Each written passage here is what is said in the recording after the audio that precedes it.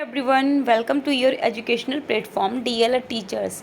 आई hope आप सभी अच्छे होंगे और अच्छे से अपनी पढ़ाई कर रहे होंगे। आज हमारा डीएलएड फर्स्ट सेमेस्टर का जो 6th पेपर है हमारा हिंदी भाषा का, उसका हम लोग जो चैप्टर फर्स्ट डिस्कस कर रहे थे उसका आज पार्ट 2 हम लोग डिस्कस करेंगे। ठीक है, अपने पहले पार्ट में हम लोगों ने श्रवण और वाचन कौशल देखा था, जिसमें हमारा श्रवण कौशल कंप्लीट हो चुका था और हम लोग वाचन कौशल देख रहे थे। ठीक है, अब क्या था, वाचन कौशल जो हमारा था वो था 2 प्रकार का, स्वस्वर वाचन और मौन वाचन। ठीक है, जिसमें हम स्वस्वर वाचन को कंप्लीट कर चुके थे और हम मौन वाचन की डेफिनेशन देख चुके थे। ठीक, फिर क्या बचा था हमारा, वाचन मौन वाचन के प्रकार क्या कौन कितने होते हैं। ठीक है, ये हमें पढ़ना था, लेकिन उससे पहले मैं जो है आप लोगों को एक बार दिखा दे रही हूँ मौन वाचन। देखिएगा, देखिए मौन वाचन ये है कि कोई लिखित सामग्री है उसको बिना शोर किए मन ही मन पढ़ना। ठीक है, जिससे पड़ोसियों को, हमारे पड़ोस में कोई बैठा है उसे डिस्टर्बेंस क्रिएट ना हो, क्या कहलाता है, मौन वाचन कहलाता है। तो जड़ महोदय ने इसीलिए कहा है कि जब बच्चा पैरों पर चलना सीख जाता है तो घुटनों के बल खिसकना बंद कर देता है। वही जब बच्चा साइलेंटली यानी कि मन ही मन में पढ़ना सीख जाता है तो लाउडली पढ़ना बंद कर देता है। ठीक है, ये इस परिप्रेक्ष्य में कहा है जड़ महोदय ने। अब इस चीज़ को मैं बहुत डीपली जाके नहीं समझा पाऊंगी क्योंकि आपकी क्लास बहुत लेंदी हो जाएगी। अगर आपको डीपली समझना है तो पार्ट 1 जाके देखना मत भूलिएगा। चलिए चलते हैं हमारे टॉपिक पर। हमने यहाँ पर क्लास को छोड़ा था।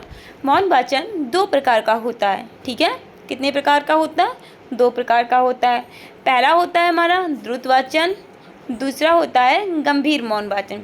अब देखिएगा, मैं आपको यहीं पे दोनों समझा दे रही हूँ। ठीक है, फिर हम लोग डेफिनेशंस बाद में देखेंगे। देखिए, द्रुत वाचन क्या है हमारा, किसी चीज़ को स्पीडली पढ़ते जाना मनोरंजन के लिए। ठीक है, बहुत स्पीड से हम पढ़ते चले गए, ठीक है, क्या हो जाएगा, द्रुत वाचन हो जाएगा। जैसे न्यूज़पेपर हो गया, आप क्या धीरे धीरे पढ़ोगे बैठ के, नहीं, आप स्पीडली पढ़ते हो, मन ही मन में पढ़ते जाते हो। क्या है, आप स्पीडली मन ही मन में तो पढ़ते जाते हो ना, तो क्या हो जाएगा, द्रुत वाचन हो जाएगा। अब गंभीर मौन वाचन क्या है, हमें कोई स्पेसिफिक जानकारी देखनी है। ठीक है, मान लीजिए तो उसको अगर हमें पढ़ना है या कोई भी चीज़ है जो हम बहुत डीपली जाके पढ़ते हैं, गंभीर यानी कि बहुत ध्यान लगा के, जो बहुत ध्यान लगा के हम चीज़ को पढ़ते हैं, वो हमारा हो जाता है गंभीर मौन वाचन। ठीक है, चलिए अब क्या हुआ, अगर आपसे आ जाएगा द्रुत वाचन तो आप समझ जाओगे स्पीडली चीज़ों को पढ़ना मनोरंजन के लिए क्या कहलाता है, द्रुत वाचन।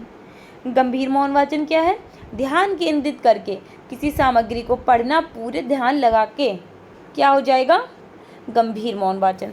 चलिए अब देख लेते हैं।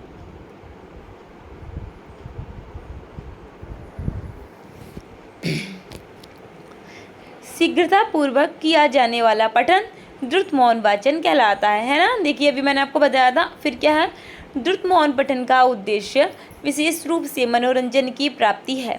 पुस्तकालय अथवा घर पर विभिन्न पत्र पत्रिकाओं तथा समाचार पत्रों को पढ़ना इस प्रकार के मौन पठन के ही अंतर्गत आता है। इसमें विषय वस्तु सरल एवं बोधगम्य होती है। ठीक है, क्या है, अब हम पुस्तकालय में पढ़ रहे हैं, घर में पढ़ रहे हैं, पत्र पत्रिकाएं पढ़ रहे हैं, समाचार पत्र पढ़ रहे हैं, तो क्या हम बहुत चिल्ला चिल्ला के पढ़ेंगे, बहुत लाउडली पढ़ेंगे, या उस चीज़ को मतलब उस चीज़ को क्या बहुत हम उसको ऐसे पढ़ेंगे क्या कि बहुत ध्यान लगा के धीरे धीरे पढ़ते जा रहे हैं। नहीं भाई, हम देखते हैं न्यूज़पेपर में कि आज कौन सी जो हेडलाइंस आएंगी जो महत्वपूर्ण है, क्या घटित हुआ, एकदम स्पीडली पढ़ते जाते हैं ना, द्रुत वाचन करते हैं ना, तो इसीलिए कहा गया है द्रुत वाचन क्या है, शीघ्रता पूर्वक किया जाने वाला पठन द्रुत मौन वाचन कहलाता है। ठीक है, चलिए गंभीर मौन वाचन क्या है हमारा, बिना आवाज़ निकाले ध्यान लगाकर गहन अध्ययन करना गंभीर मौन वाचन कहलाता है। ठीक है, अभी मैंने आपको बताया था कि बिना आवाज़ निकाले ध्यान लगा के पढ़ना गंभीर मौन वाचन कहलाता है। यह एक प्रकार का मौन वाचन है जिसमें छात्र सामग्री को समझने और विचारों की गहराई में जाने पर ध्यान केंद्रित करते हैं। ठीक, किसी चीज़ को पढ़ रहे हैं, ठीक, तो बहुत ध्यान लगा के पढ़ रहे हैं। जैसे अभी आप लोग हैंड रिटन नोट्स बनाओगे अपने, ठीक, फिर एग्ज़ाम्स के अभी तो आप लोगों को रटना तो पड़ेगा नहीं, फिर आप फिर से भी एक बार सोचोगे कि रीडिंग कर लें। ठीक है। तो क्या आप बहुत स्पीड से पढ़ते चले जाओगे? नहीं, क्योंकि आपको एग्ज़ाम में लिखना है। तो आप क्या करोगे? गंभीर मौन पठन करोगे, वहाँ पर चीज़ों को ध्यानपूर्वक पढ़ोगे जिससे आपको याद रहें चीज़ें, ठीक है। चलिए मौन वाचन की विशेषताएं देख लेते हैं। कम समय में अधिक वाचन, यानी कि समय कम लगेगा, सामग्री अधिक पढ़ लेंगे हम, ठीक है। मौन वाचन से स्वाध्याय की आदत विकसित होती है। जब मरीमन पढ़ते हैं तो खुद अपने आप अध्याय करने की, अपने आप पढ़ने की आदत विकसित हो जाती है। थर्ड है, छात्रों में सोच, मनन और तर्क करने की शक्ति बढ़ती है। क्या हो जाएगा? जब बच्चा मन ही मन पढ़ेगा तो सोचेगा भी, चिंतन करेगा, तर्क भी करेगा अपने आप से कि ऐसा है तो ऐसा हो सकता है, ठीक है। क्या हो जाएगा? ये एक होता है। थकान कम होती है। अब जब मन ही मन पढ़ रहा है, एनर्जी तो जा नहीं रही ज़्यादा बोलने में, ठीक है, तो थकान कम होगी। अब जैसे मैं आपको पढ़ा रही हूँ, 1-1 घंटे की क्लासेस लेती हूँ आपकी, बहुत छोटी क्लास होती है, वो भी 30-35 मिनट की होती है। तो इसमें क्या, मैं लगातार आपको बोल बोल के पढ़ाती रहती हूँ, थक जाती हूँ, मेरे मुंह में दर्द होने लगता है, ठीक। तो क्या ये सब मैं अपने लिए कर रही हूँ? मेरा कोई फ़ायदा है इसमें? नहीं, क्योंकि आप लोग तो चैनल को सब्सक्राइब भी नहीं करते, ना वीडियो लाइक करते, ना शेयर करते, ठीक, क्योंकि आप लोग कंजूस हैं ना। आप लोगों को मैम की मेहनत नज़र ही नहीं आती है। बड़े बच्चे हो गए हो आप लोग, आप लोगों को समझना चाहिए कि कोई इंसान आपके लिए रात के 2-2 बजे तक जग के नोट्स बना रहा है, मेहनत कर रहा है आपके लिए, बस आपसे फ़ीस भी नहीं ले रहा, आपसे कह भी नहीं रहा कि मुझे आप फ़ीस के नाम पे 10 रुपये भी दे दो, ये भी नहीं बोल रहा आपसे टीचर, फिर भी आप लोग लाइक नहीं करते हो। अगर अच्छा लग रहा है तो लाइक किया कीजिए और वीडियो को शेयर भी किया कीजिए, ठीक है। चलिए, दूसरों को व्यवधान नहीं पहुंचता। अब क्या है, हम साइलेंटली किसी चीज़ को पढ़ रहे हैं तो हमारे बिल्कुल पड़ोस में जो व्यक्ति बैठा है उसे भी डिस्टर्बेंस क्रिएट नहीं होगा, ठीक है, व्यवधान नहीं पहुंचेगा। अगर वो भी कुछ पढ़ना चाह रहा है तो पढ़ सकता है आराम से अपना, ठीक। चलिए, मौन वाचन के उद्देश्य देख लेते हैं। द्रुत गति से पठन का अभ्यास करना, यानी कि स्पीड से अभ्यास करना, ठीक है, ये उद्देश्य है और महत्व भी है। छात्रों की बोध शक्ति विकसित करना, बच्चे को सोचने की क्षमता विकसित कर देना, ठीक है। थर्ड है, छात्रों में स्वाध्याय की आदत विकसित करना, ठीक। फोर्थ है, छात्रों में ध्यान केंद्रित करने की क्षमता उत्पन्न करना।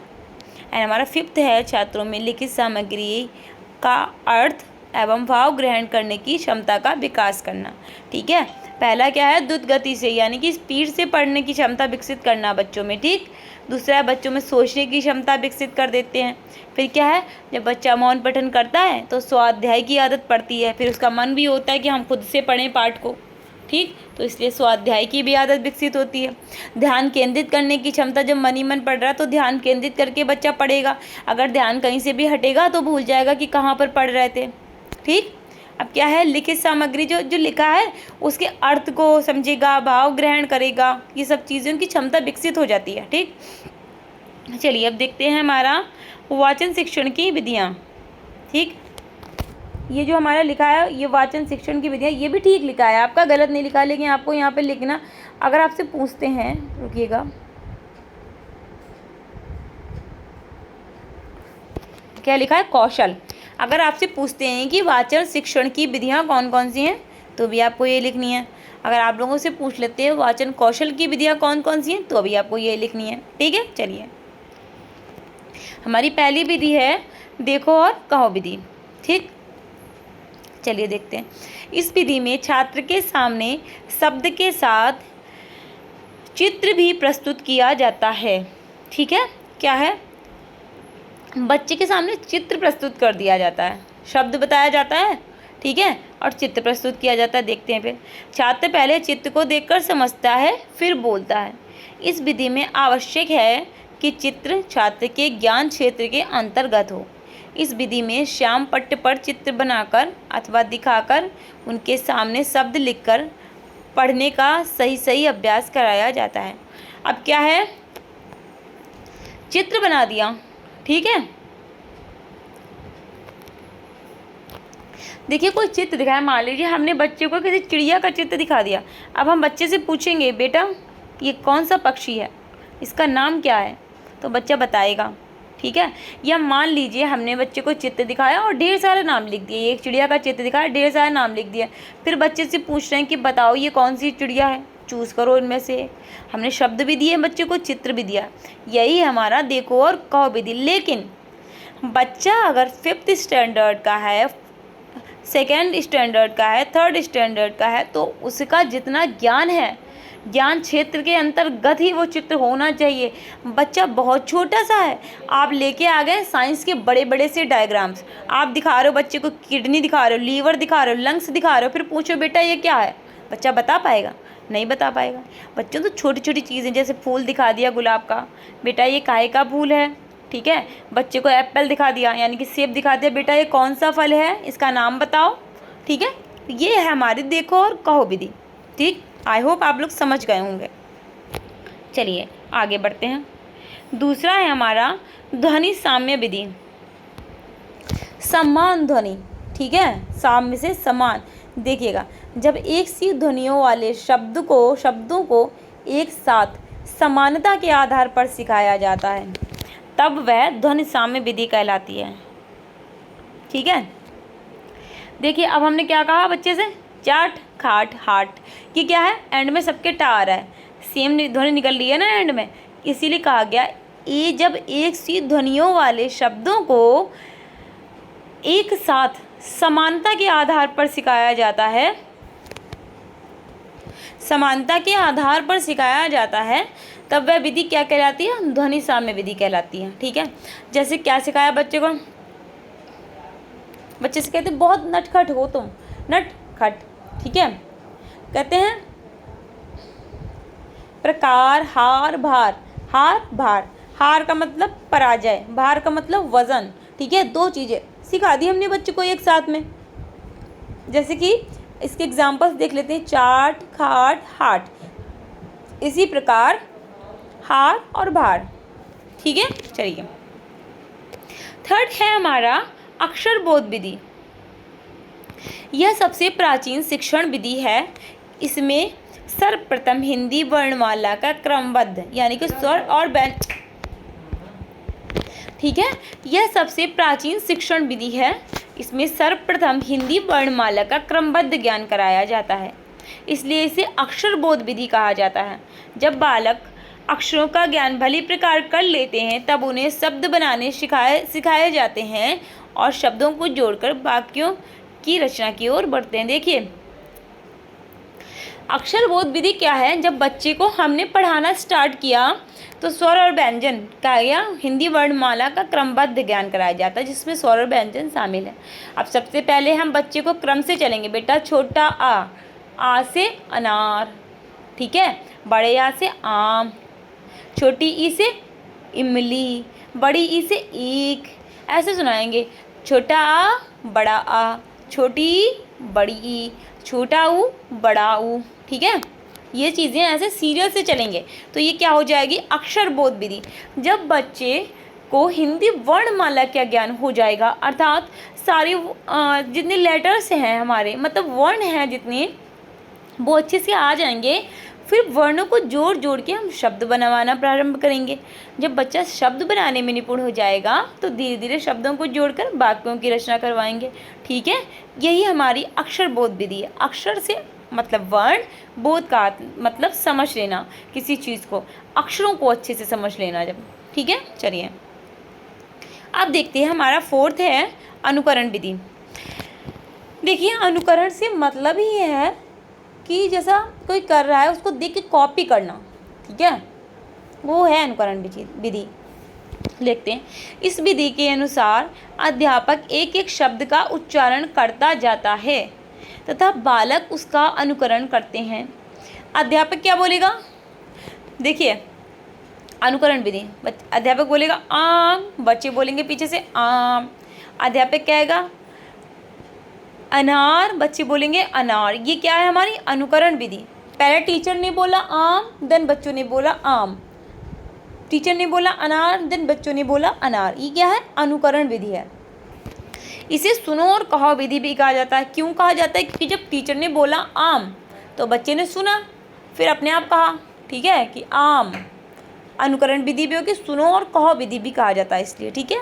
इस विधि का प्रयोग करते समय शिक्षक को इस बात का ध्यान रखना चाहिए कि उसका उच्चारण शुद्ध हो तथा कक्षा के सभी छात्र शिक्षक का अनुकरण कर अवश्य बोलें। देखिएगा टीचर जो आप लोगों को पढ़ाते पढ़ाते बोलते बोलते गले में प्रॉब्लम हो जाती है, ठीक है, फिर बोलना बहुत मुश्किल पड़ता है। तो आप लोग ये देखा करिए ना कि टीचर आपके लिए कितनी मेहनत कर रहा है। तो थोड़ा सा आप लोग भी ना, कुछ ज़्यादा थोड़ी ना करना है। आपका जो राइट हैंड का थंब है ना, उसको पता क्या करना है, जो लाइक वाला बटन है बस उस पर एक बार टच करना है। इतनी सी मेहनत नहीं होती आप लोगों से। आपका टीचर आपके लिए रात रात भर मेहनत कर रहे हैं, ठीक है। चलिए अब देखिए अनुकरण विधि में, जैसे टीचर ने बोला गाय, बच्चा बोलेगा गाय। अनुकरण विधि, सुनो और कहो विधि क्यों कहते हैं, क्योंकि जब टीचर ने बोला गाय, बच्चे ने सुना फिर बोला गाय, सुनो और कहो विधि हो गई। इस प्रकार से ये दूसरा नाम। और इसमें टीचर को क्या ध्यान रखना चाहिए कि टीचर का उच्चारण जो हो बिल्कुल शुद्ध हो। क्यों? क्योंकि बच्चे अनुकरण कर रहे हैं, दोहरा रहे हैं, नकल कर रहे हैं टीचर की। जो टीचर बोलेंगे बच्चा भी वही दोहराएगा, इसलिए टीचर का उच्चारण एकदम शुद्ध होना चाहिए। और टीचर को इस बात पर ध्यान रखना चाहिए कि सारे ही बच्चे बोलें, ठीक है। चलिए नेक्स्ट है हमारा वाक्य शिक्षण विधि। वह शिक्षण विधि जिसमें शिक्षण की शुरुआत वाक्यों से की जाती है, ना कि अक्षरों या शब्दों से। देखिएगा अभी हमारी अक्षर बोध विधि थी, वहाँ पे हम पहले वर्णमाला का ज्ञान करा रहे थे बच्चों को। तो हम क्या कर रहे थे, अक्षरों से प्रारंभ कर रहे थे। अब हमारा जो वाक्य शिक्षण विधि है, इसमें अक्षरों से प्रारंभ नहीं करवाया जाता, इसमें सीधे वाक्य से प्रारंभ करवाया जाता है, ठीक है। इस विधि में शिक्षक छात्रों को वाक्यों का उपयोग करके शब्दों के अर्थ और वाक्य संरचना को समझाने में मदद करते हैं, ठीक है। अब जैसे उदाहरण के लिए देख लीजिए, बिल्ली छत पर बैठी है, ठीक है। अब क्या हुआ, टीचर ने बच्चे से कहा बेटा बिल्ली छत पर बैठी है। एक सेंटेंस पूरा बोला टीचर ने, ठीक है। अब क्या करेंगे, ऐसा सरल वाक्य बोल दिया, फिर क्या बच्चों को सिखाएंगे, बिल्ली, बिल्ली क्या है, एक जानवर है, ठीक है। धीरे धीरे समझाएंगे। छत क्या है बेटा, आपके घर में जो दीवारें बनाई जाती हैं उसके ऊपर जो हम बिल्कुल समतल जो चीज़ बनाते हैं, जिस पे हम लोग शाम को टहलने जाते हैं। बच्चों को धीरे धीरे समझाएंगे इसी टाइप से कि वो छत होती है। बैठने का अर्थ आता है कि वहाँ पर बिल्ली बैठी है, इस तरीके से ऐसा समझाएंगे। देखिए उदाहरण के लिए, बिल्ली छत पर बैठी है जैसे सरल वाक्य दिखाकर बिल्ली, छत और बैठने जैसे शब्दों के अर्थ और वाक्य की संरचना को समझा जा सकता है, ठीक। चलिए आ गया कहानी विधि। बालकों को अनेक चित्रों की सहायता से कहानी सुनाई जाती है। चित्रों के नीचे बड़े बड़े अक्षरों में वाक्य लिख दिए जाते हैं। ये वाक्य कहानी से संबंधित हैं। कहानी विधि छोटे बालकों के लिए विशेष लाभदायक है। चित्र दिखाया, उसके नीचे बड़े बड़े वाक्य लिख दिए, ठीक है। अब क्या है, कहानी विधि, बच्चे को उसी के हेल्प से कहानी सुना रहे हैं हम पूरी, ठीक है। तो इससे क्या हो जाएगा, बच्चे जो है एक्साइटेड भी रहेंगे कहानी सुनने के लिए, मनोरंजन भी होगा, बच्चों का ध्यान भी केंद्रित रहेगा, क्योंकि बच्चों को कहानी सुनना तो पसंद होता है ना, छोटे छोटे बच्चों को। चलिए 7th है हमारा साहचर्य विधि। इस विधि में बहुत सी वस्तुओं, चित्रों, खिलौनों आदि के आगे उनके नाम कार्डों पर लिख कर रखे जाते हैं। वे कार्ड फेंक दिए जाते हैं और बालकों से कहा जाता है कि वस्तु का जो नाम है उस नाम वाला कार्ड उसी वस्तु के आगे रख दिया जाए। इस विधि के माध्यम से बालक धीरे धीरे अभ्यास करते करते अनेक शब्दों तथा वर्णों का ज्ञान प्राप्त कर लेते हैं। देखिएगा साहचर्य विधि आपकी बिल्कुल रटने की जरूरत नहीं है आपको। साहचर्य विधि आपकी क्या है, आपने मान लीजिए बहुत सी वस्तुएं, कुछ भी हो सकता है, चित्र हो सकते हैं, खिलौने हो सकते हैं। आपको मैं एक एग्जाम्पल के तौर पे बता रही हूँ। आपने देखिए बिल्ली का, गाय का, बैल का, ऊँट का, कुत्ते का, ठीक है, जानवरों से रिलेट करके एक बता रही हूँ, क्योंकि मैं देखिए एक एनिमल लवर व्यक्ति हूँ, तो मैं आपको उसी प्रकार का एग्जाम्पल दे रही हूँ, ठीक है। चलिए क्या है, हमने गाय का रख दिया चित्र, कुत्ते का रख दिया, बिल्ली का रख दिया, ठीक है, घोड़े का रख दिया, ऐसे कई सारे प्यारे प्यारे जानवरों के चित्र हमने रख दिए। और क्या किया, जो चित्र रखे उन्हीं जानवरों के नाम लिखे, जो चित्र रखे कार्ड्स बना लिए नाम के और चित्रों के नीचे रख दिए, ठीक है। बच्चों को बैठा लिया, फिर क्या करते हैं, वो कार्ड्स हम जो उठाएंगे, नाम वाले जो कार्ड्स हैं उनको उठाकर फेंक देंगे, ठीक है। फिर हम कहेंगे बच्चों बेटा देखो, ये जो कार्ड्स हमने फेंके हैं ना, आप लोग ना ये कार्ड्स उठाओ और जो जानवर, जिस जानवर का जो नाम है उसके पास जाके उसके नाम वाला कार्ड रख दो। ठीक है, जो बच्चे रखेंगे। ठीक है, तो ये क्या हो जाएगी हमारी साहचर्य विधि।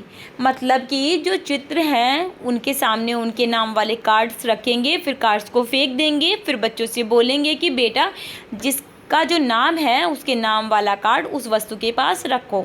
ठीक, ये साहचर्य विधि है। चलिए आगे देखते हैं सामूहिक पठन विधि। अब है हमारी 8th विधि जो है सामूहिक पठन विधि।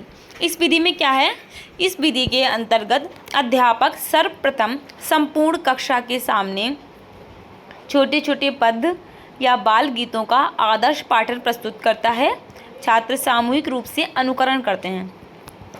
देखिए क्या है इसमें, अध्यापक जो आपके हैं छोटे छोटे बाल गीत, छोटी छोटी कविताएं हो गई, क्या करते हैं उसका आदर्श पाठन करते हैं। मतलब कि खुद से पढ़ते हैं पहले, फिर क्या करते हैं बच्चे उनका अनुकरण अर्थात नकल करते हैं।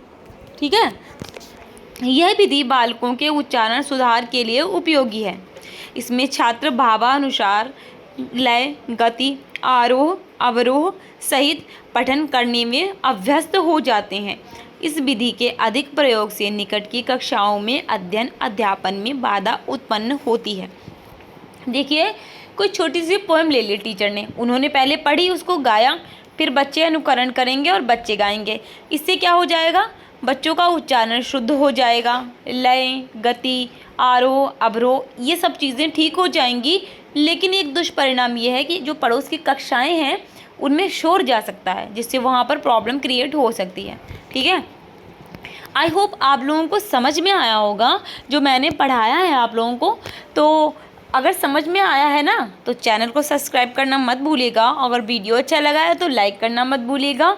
और the most important thing, bell icon को प्रेस करना मत भूलिएगा। इससे हमारा जो भी वीडियो अपलोड होगा आपके पास सबसे पहले नोटिफिकेशन पहुंचेगा। तो मिलते हैं हमारे नेक्स्ट क्लास में, जिसमें हम आपको पढ़ाएंगे पठन कौशल एवं लेखन कौशल। आपके 2 कौशल बचे हैं, पठन और लेखन कौशल, वो आपके कंप्लीट करवा दिए जाएंगे नेक्स्ट पार्ट में। तब तक के लिए आप लोग अपना ध्यान रखिए। मिलते हैं हमारी नेक्स्ट क्लास में, तब तक के लिए bye bye, take care, see you soon, bye bye.